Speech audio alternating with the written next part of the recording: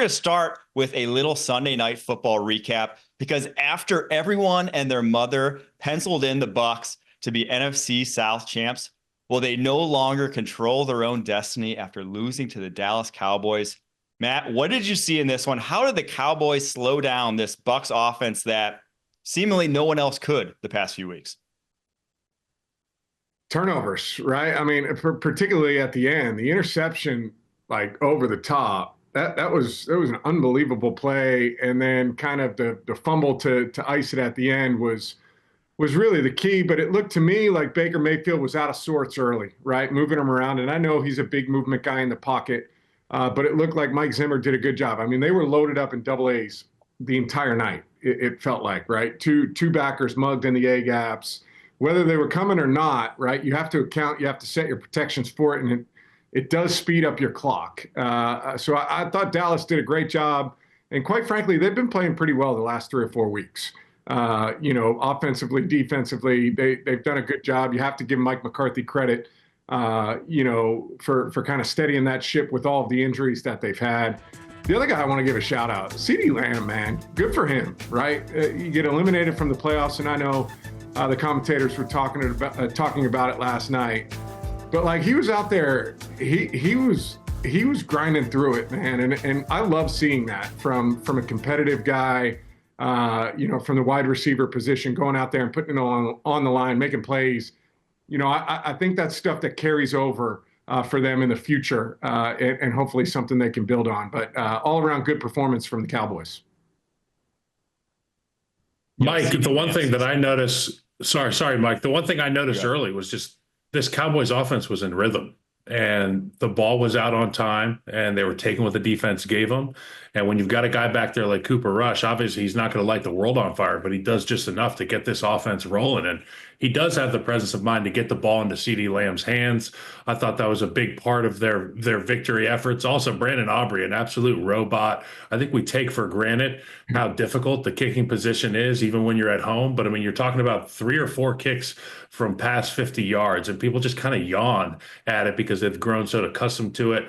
Also, to your point, Matt, this group found out midday that they were eliminated from the playoffs. So all their efforts were for naught. So for them to come out, and I heard Micah Parsons talking with Tony Dungy pregame about, we're going to find out about our team's character. And you could see with the effort that they put forth that this team does have a lot of character. They've got some moxie, and you can roll it into next season. As it pertains to the Mike Zimmer pressure package, that double A mug is tough, man. Changes everybody's sets. You got to mic it the right way. Baker's checking out who he's hot off the edge. And sometimes, we saw it early. He took his eye off the football and wasn't able to get a good grip on the ball and make the proper throw that we've grown so accustomed to Baker making. So a combination of Mike Zimmer doing things he's done for decades schematically, and that offense doing just enough, and those turnovers at the end. I really thought Baker was going to have a chance at the end there, Matt, and he did. We had him on the ropes. They were going to win. Yeah, I thought they were going to win. I love that we're talking kickers. So I'm watching that game last night, and Coach Cowher's telling me Boswell's the best kicker in the league from Pittsburgh, and he's probably right. He's had an unbelievable year. But I text him when I'm watching that game. I'm like, dude, Aubrey is hitting the back of the net from like 58 yards deep, and they're dead center. It's impressive what he's doing. A little shout out to him. We don't talk kickers often, but that was fun to watch.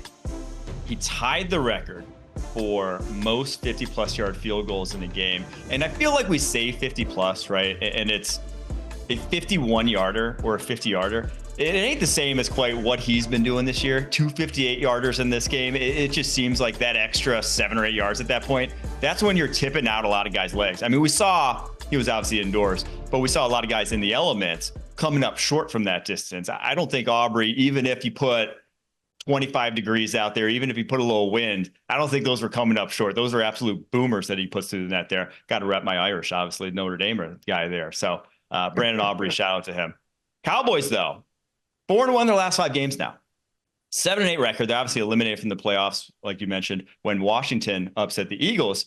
But do we think, I mean, everyone wrote Mike McCarthy off as a postseason fire. Do they keep Mike McCarthy and Mike Zimmer? Does this staff stay intact going into next season?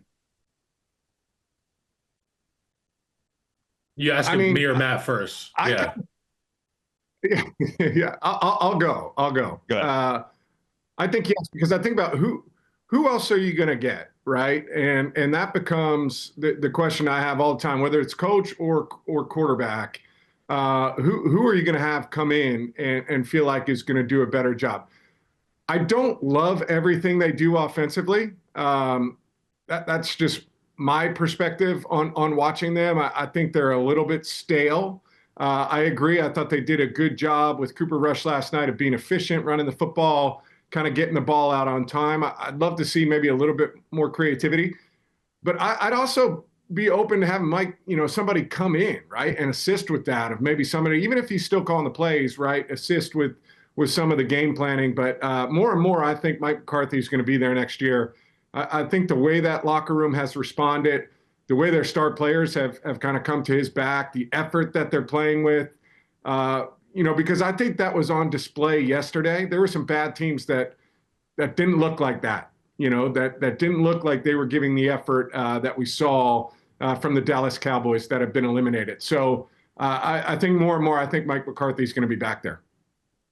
Yeah, Matt, that's what it comes down to me. In my opinion, it's the effort. And these weeks that are essentially meaningless weeks in terms of, we're not going to go to the postseason. That's where you find out a lot about these guys. And I thought it was clear from the onset of that football game, the Cowboys had some juice. And, I'll leave it to the quarterback to talk about the stylistic nature of their offense and their lack of creativity.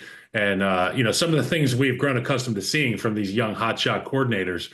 But when the effort's there, it's obvious. And I mean, obviously, I'm a Bears fan, and I can look at some of these players on the defensive or offensive side of the ball, and I could say, I don't think he's committed right now. I don't think he is doing what needs to be done at this level of football. And I saw that from the Cowboys, and it was a good sign for Mike McCarthy.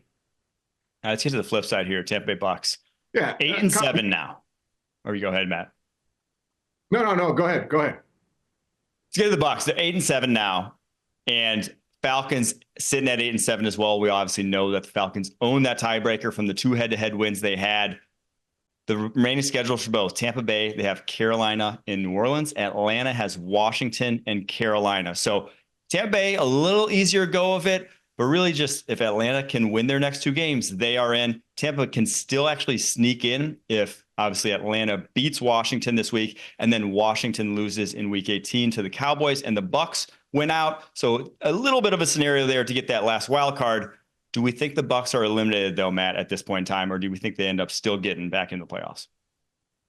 I wouldn't feel comfortable saying they're eliminated. I loved the Falcons yesterday getting the job done. This game we've got coming up between the Falcons and Commanders is going to be huge, right?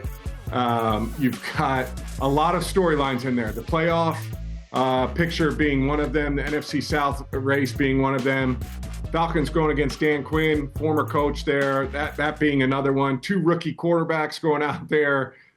There's a lot to like about that game next week, and I really think that's going to be the determining factor, right, for the NFC South. I think if Atlanta wins that game, I think they're going to the playoffs.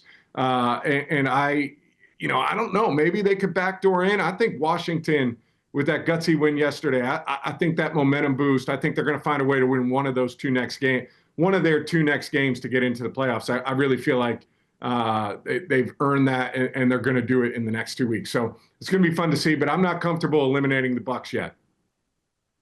Yeah, I will say if I had to pick, I do think Washington wins next week, and I think the Bucks win out, which would mean obviously the Bucks end up making the playoffs. But I think it's a little tighter than the Bucks wanted it to be. They really missed that opportunity on Sunday night.